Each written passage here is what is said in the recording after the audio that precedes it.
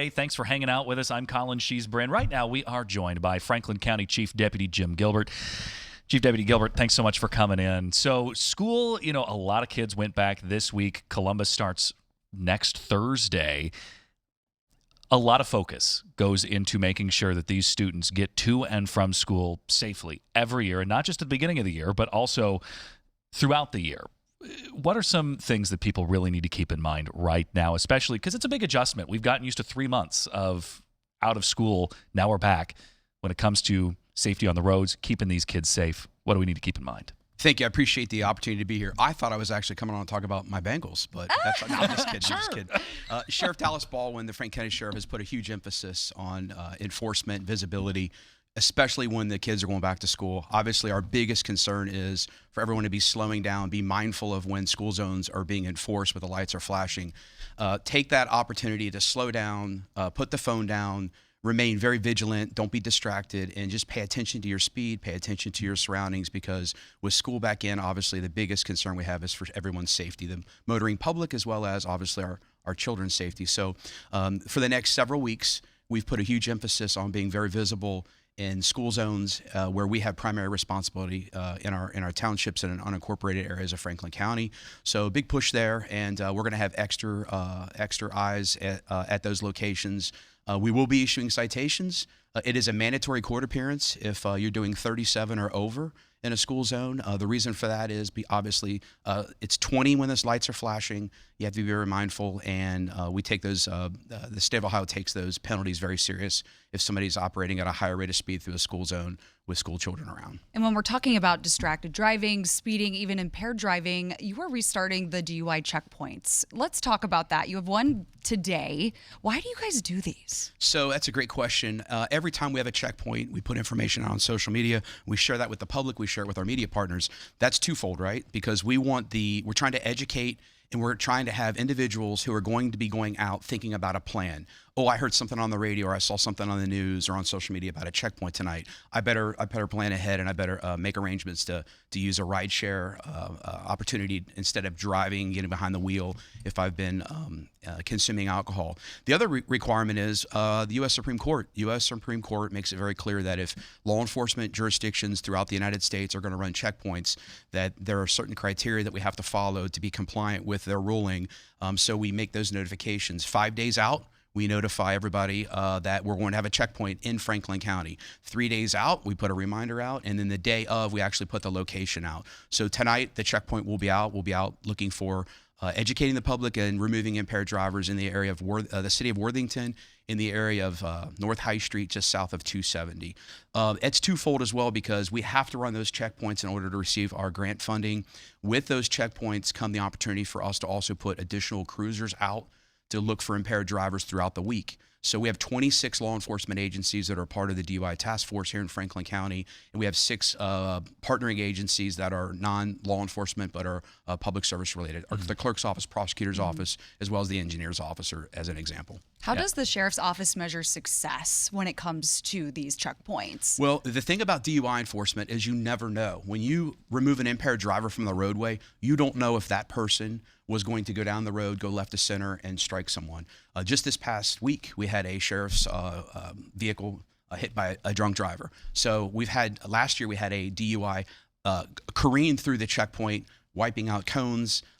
Literally, deputies were getting out of the way, hitting some of our equipment, and we had to catch up to that person. So it's always the unknown, because with law enforcement and DUI enforcement, education is very important. So if we make 0 arrests, we don't necessarily see that as, well, we didn't have any arrests, so it wasn't successful. Maybe unknown to us, several people made plans and they made the alternate instead of driving impaired in that area. Mm-hmm. And I mean, because I have been driving to a late night show sober, key there, but I've been stopped in these checkpoints because you stop everybody that goes through there. You move them through very quickly, so it's not an inconvenience, but it is a safety to everyone out there on the roads. So I talked about those requirements for us to make notification. We also have requirements as to where we set them up based on statistical data for crashes involving impaired driving, as well as enough signage that's out.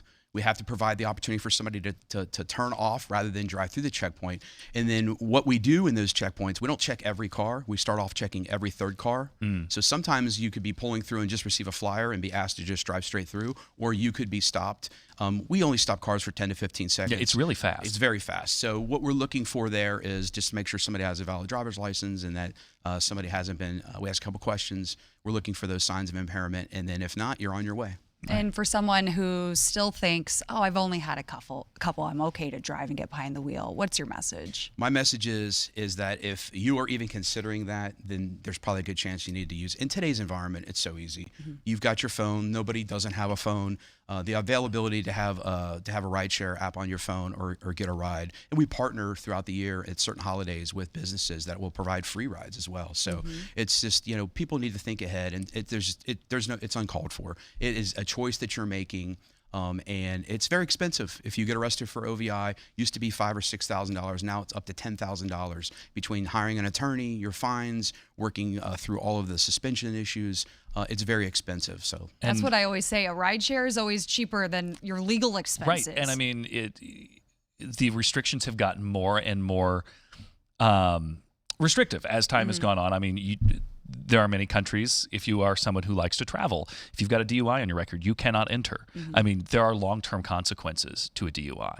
Right. And 34% of our fatal crashes we average in Franklin County at the sheriff's office that we investigate, it's an impaired driver that's involved. And we're not talking about just alcohol. We're also talking about with the passage of legalization of marijuana, we're seeing a lot more daytime. I mean, DUI arrests are being made all hours of the day. It used to be something exclusively during third shift hours for law enforcement, but we're making them all throughout the day. We're seeing impaired driving. Right. Okay. Driving while intoxicated. And that can be a variety of things, Okay.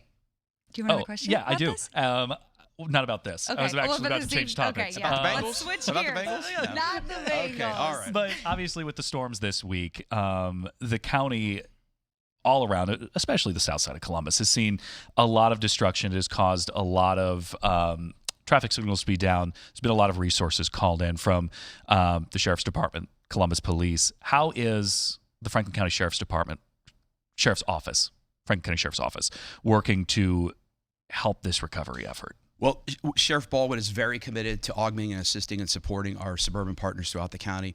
Obviously, the city of Columbus has a very large division of police. We responded to the south end and assisted them with going door to door and checking on people's safety that were impacted by this area, in the area of Parsons and Henman, all through the south side. So we responded. I actually was down there, responded to the command post, and then helped set up. Our drone unit was used to assess some of the damage, assisting Columbus Division of Fire. Several drones were actually used. The winds were still kind of high, and we were waiting for another storm to come through. So having the helicopter available was not available. So, it's an effort. We work very well here in Franklin County with public safety partnerships through the county EMA, through the city, through the county commissioners. We are very well versed in how to operate very quickly under incident command standards that are national standards. You guys talked earlier about OSU football. The public safety partnerships for a home game is unbelievable. I mean, we have people from all around the nation that come in to see how well we do it here. So anytime we have an incident that came through, like the weather on Tuesday, it's all boots on the ground. We hit the ground running, and everybody already knows each other. We're working very well together. And I can rest assured for the residents here in Franklin County and throughout Central Ohio, law enforcement, public safety in Central Ohio, we're very good at what we do. We pride ourselves on that. Right? Absolutely. And so you said you were out there. What are some of the challenges that people are facing who are impacted by these storms? To be quite honest with you, the power, which you guys talked about earlier, obviously a lot of power is out. So just look out for one another. A lot of people are impacted by this. Again, the power of social media. I've seen some things going viral with individuals that are out helping. I will tell you, you guys talked about it earlier, the scams definitely will go way up. We see that. That's one of the first things we have to do as law enforcement is alert everybody to be very cautious of that. So, but what we're seeing is the community come together. A lot of people that have been impacted by this, obviously, it's hard for them because they have families. They had to go to work. Now they have to stop what they're doing. They're taking a loss income-wise. So the availability to look out for one another and be there for each other is very important, and that's what we're seeing. All right, Chief Deputy Jim Gilbert, thank you so much for coming on today. Thank you. It's a privilege to be here, and everybody have a great weekend. And remember, if you're going to be out tonight, we have a checkpoint out. Please make sure that you've got a plan. Yes, absolutely. Absolutely. Thank you so much. Thank you.